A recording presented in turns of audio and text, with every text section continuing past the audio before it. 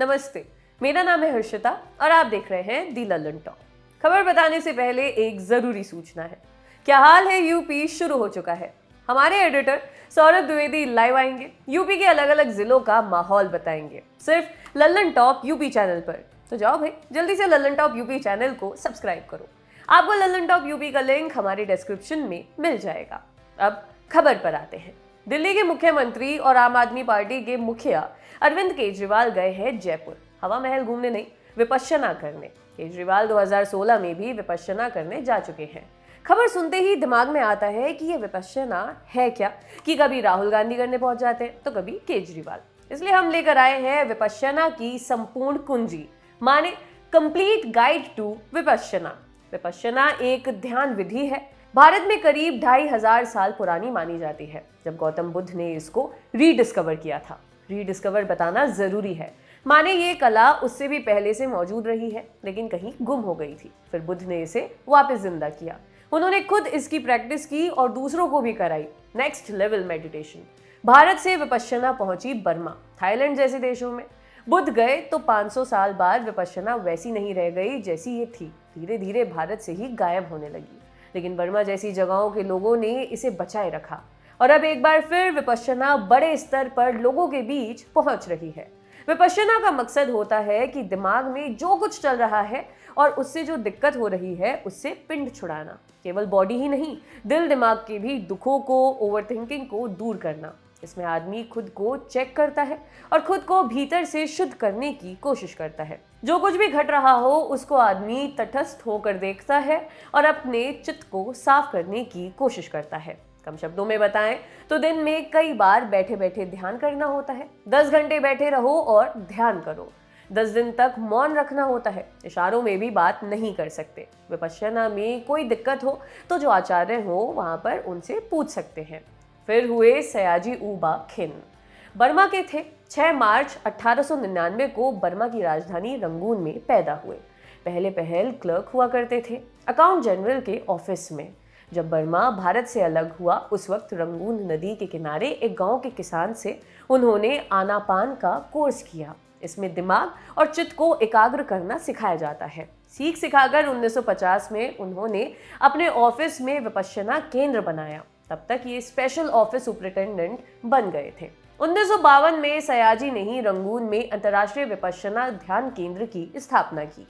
31 साल का एक आदमी एक बार उनके पास आया। सयाजी ने उसे विपश्यना सिखाया। उस आदमी का नाम सत्यनारायण गोयनका था। वो मारवाड़ी समूह के व्यापारी थे, मंडल में पैदा हुए थे।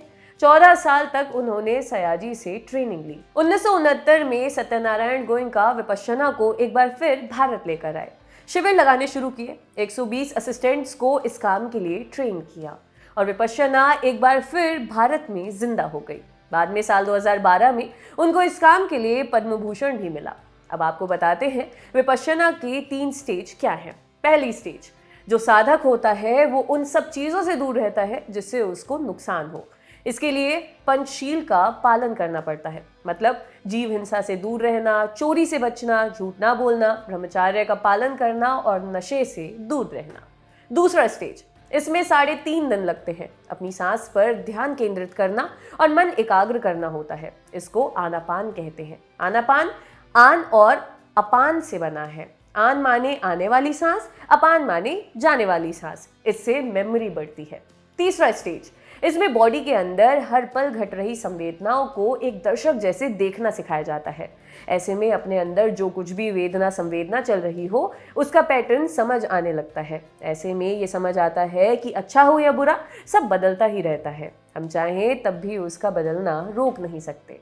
विपश्यना के बारे में तमाम जरूरी बातें जानने के लिए हमने बात की राजेश मित्तल से, जो खुद भी विपश्यना कर चुके हैं, बड़े पत्रकार हैं। उन्होंने विपश्यना का पूरा रूटीन बताया। उन्होंने हमें बताया, तड़के 4 बजे उठो, फ्रेश होने के बाद 4:30 बजे ध्यान कक्ष पहुंच जाओ, वहां 6:30 तक ध्यान करो। 6:30 से 7:15 के बीच नाश्ता, फिर 8 बजे तक का वक्त नहाने धोने के लिए दिया जाता है। 8 से 9 और 9 से 11 ध्यान के 2 सेशन। 11 बजे लंच, उसके बाद 1 बजे तक का वक्त आराम का। 1 से 2:30 बजे और 2:30 से 3:30 और 3:30 से 5 ध्यान के 3 सेशन। 5 से 5:30 स्नैक्स, 6 बजे तक आराम, 6 से 7 ध्यान, 7 से 8:30 गोयनका जी का वीडियो पर प्रवचन, 8:30 से 9 बजे तक ध्यान, ध्यान के हर घंटे 2 घंटे बाद 5-10 मिनट का बायो ब्रेक दिया जाता है। विपश्यना के मेन सेंटर का पूरा पता है, विपश्यना इंटरनेशनल एकेडमी, धमगिरी, इगतपुरी, जिला नासिक, महाराष्ट्र। सीखने के लिए इगतपुरी जाना जरूरी नहीं है। देश में इसके करीब 70 सेंटर हैं और पूरी दुनिया में कुल 161 सेंटर। अब सवाल ये आता है कि कितनी कठिन है विपश्यना। राजेश मित्तल ने बताया, 10 दिन तक एक कमरे में कैद रहने जैसा होता है। पढ़ना, लिखना, टीवी, इंटरनेट, ईमेल सब बंद। ध्यान के सेशंस शुरुआत में कांटे नहीं कटते थे, ब्रेक का इंतजार रहता था। टांगे, गर्दन बुरी तरह दर्द होने लगते थे। शुरू के 3 दिन तो ऐसा लगता था कि कहाँ आकर फंस गया हूँ, लेकिन फिर धीरे धीरे चीजें अभ्यास में आने लगी। लगा कि शरीर और मन की सीमाओं के पार जाने को मिल रहा है। ये अनुभव कितना काम आता है ये इस पर निर्भर करता है कि आप विपश्यना से वापस आकर ध्यान लगाना जारी रखते हैं या नहीं। लेकिन ये 10 दिन का अनुभव अद्भुत था। चलते चलते बता दें कि विपश्यना के कोर्स पूरी तरह से फ्री होते हैं। रहने खाने का भी पैसा नहीं लिया जाता। शिविर का सारा खर्च पुराने साधकों के दिए गए दान से ही चलता है। शिविर खत्म होने पर कोई चाहे तो भविष्य के शिविरों के लिए दान दे सकता है।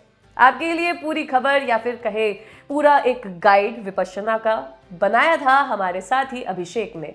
देखते रहिए दी लल्लन टॉक। शुक्रिया। कौन से सवाल का जवाब है यूपी? कौन सी देनदारियों का हिसाब है यूपी? बवाल, कमाल या फिर संख्या का भोकाल है यूपी? किसी का हासिल तो किसी का मलाल है यूपी।